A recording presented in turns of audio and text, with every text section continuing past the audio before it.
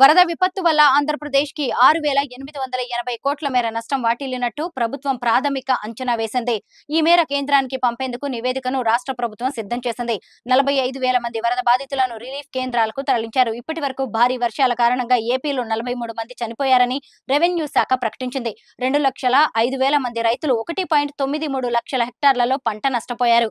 బుడమేరుకు 6 గంటలు పడడంతో విజయవాడ భారీ వర్షాలకు దెబ్బతిందని, సహాయ చర్యలపై 24 గంటలు అప్రమత్తంగా ఉన్నామని రెవెన్యూ శాఖ స్పెషల్ సిఎస్ ఆర్పి సిసోడియా అన్నారు.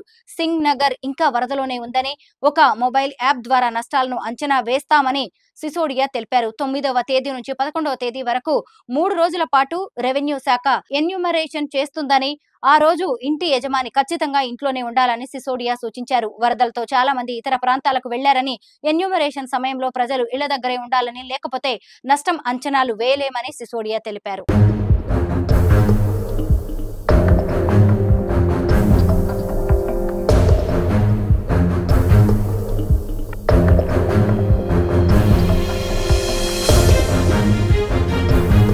బుడమేరుకు గండ్లు పడతాయన్న సంగతి తెలియదని, కానీ 35,000 క్యూసెక్కుల వరద నీరు వస్తుందని ముందుగా తెలుసని సిసోడియా చెప్పారు. 2 లక్షల కుటుంబాలను వెంటనే పునరావాస కేంద్రాలకు తరలించాలంటే సాధ్యం కాదని, ఆ సమయంలోనే చాలా ఇబ్బందులు ఉంటాయని ఆయన అన్నారు.